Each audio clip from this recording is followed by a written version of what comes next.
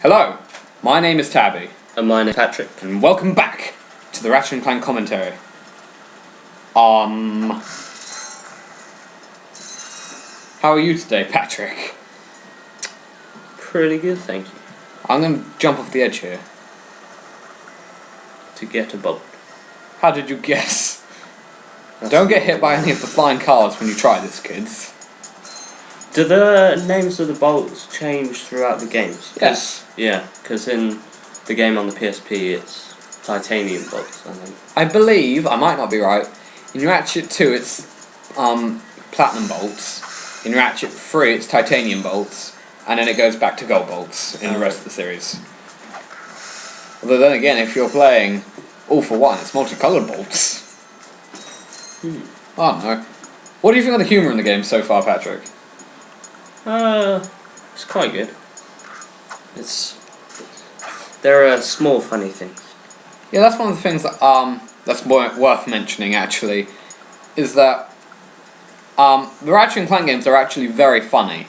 However, this one is sort of the least funniest, in the sense that from Ratchet 2 onwards, the games are actively always... Oh, cutscene. Welcome to the Captain Quark Fitness Course. If you're strong enough, fast enough, and clever enough to beat my fitness challenge, you will receive a reward from my head trainer. Simply make your way to the third island to complete the course. Good luck. Quark Enterprises is not responsible for sprains, broken bones, snapped tendons, bruised egos, or accidental death incurred while taking the challenge. Excuse me, Captain, but we have more pressing issues. We urgently need your assistance. Clank? Yes? Do you notice anything unusual about Captain Quark? Well, I find the fact that he has a spring where his leg should be to be quite puzzling. And why do you think that is? Possibly an injury incurred while battling evil? This isn't the real Captain Quark, you numbskull. It's a robot. Oh. Dumbass! I forgot what I was talking about. The humour. Yes. Yeah. In Ratchet 2 onwards, the games are actively trying to make you laugh, and it's very funny. I mean, the Ratchet and Clank series is hilarious. This game isn't not funny, though. That's one thing that you can say, though. While in Ratchet and Clank, the other games, it's a lot funnier. There are definitely a few jokes here and there which are a bit... Yeah. But in this game, while it's not going completely out of its way to make you laugh, when it does try to make you laugh, it succeeds, and it doesn't overstay its welcome. As you noticed, when we got to the planet, it gave us the option of 2 routes. You can do these routes in any order you wish, but because this route is much more platformy, I got it after getting the helipack. Yeah.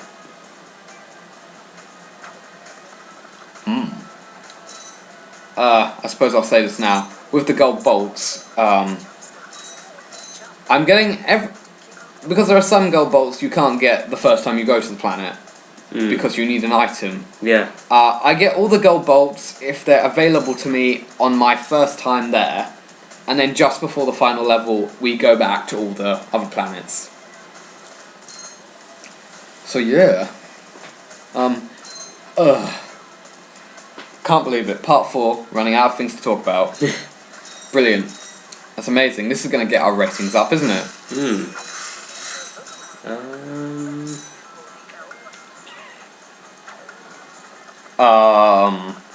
No, let's talk about Sonic 4 Episode 2. As anyone that's seen my other commentaries will know, I am a big Sonic the Hedgehog fan. And I recently acquired Sonic the Hedgehog 4 Episode 2. Well, actually, it wasn't recently. I got it when the game came out. As you notice, I got a gold bolt there if you want to get it. Me and Patrick played it today. Yep. The co-op. What did you think of the co-op? I thought it was good.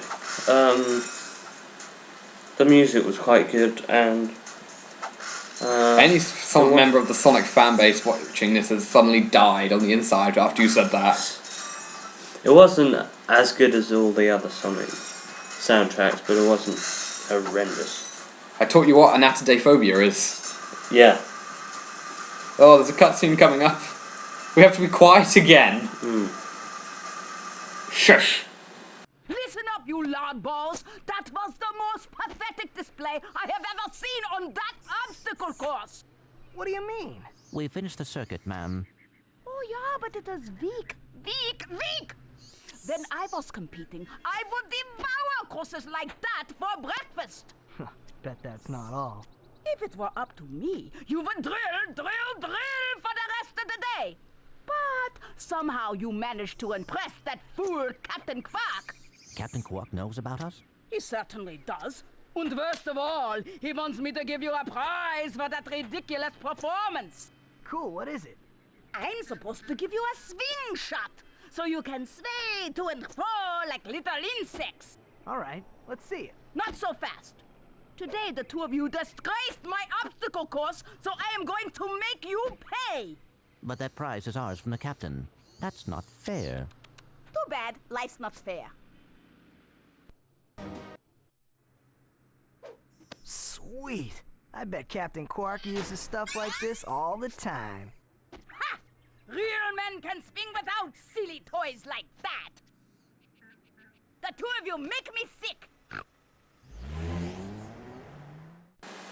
A bit of an odd thing there is that she's really fat, as you can tell, but she's a robot. Yeah. In the original actual demo of the game, which had this level, she was actually sort of a life form. She was organic. As we see here, we've got the slingshot. The slingshot is pretty much the most famous gadget in the Ratchet and Clank series, in that it's been in every single game. Every single game has had the slingshot in. I believe, off the top of my hand, I can't remember if Quest for Booty had the slingshot in it, but it must have. Surely? Didn't it? I don't know. I don't remember. No. What was I talking about before? Stupid cutscene! Speak up, boy. Put that Coke can down. I'm not touching the Coke can. I don't know, you were talking about the humour and then you started talking Sonic about... 4. Oh yeah, Sonic 4. You couldn't fly for donkeys. You kept getting hit by the fire. I had to keep reviving you. Why can't you fly, Patrick? No, I was doing alright until that fire bit. Until the fire bit. Yeah. Speaking of, we've got the Parasiter. It costs 2,500 bolts and it's a weapon. It's basically a flamethrower. That's all you need to know. And we've got, yet again, another cutscene. It's him, Skid McMarks. That man from the infobot. In the flesh, little dude. You guys get a load of that epic space battle I was in? We saw ya, screaming for help. That was like a war cry. My agent and I got ambushed on the way to hoverboard practice. Did he survive the crash, sir? He's okay, but I've had a little trouble getting back to my ship due to my sprained ankle. Oh, come on. If you can take out all the sand sharks, I just might have a spare hoverboard for you. We'd love to help you, Mr. McMarks, but Ratchet and I need to find Captain... One of your boards? I've always wanted a decent hoverboard. Well, alright. You just keep that foot elevated. I like that line. So you just keep that foot elevated. Yeah, Mike Kelly's an awesome actor.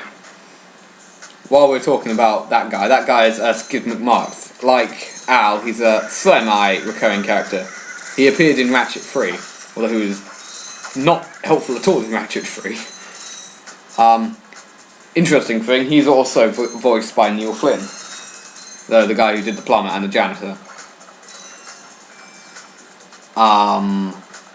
So yeah, for this mission we have to kill 50, I don't know, so many sand sharks.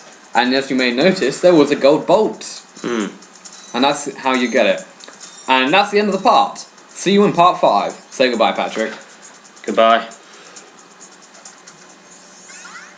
Patrick.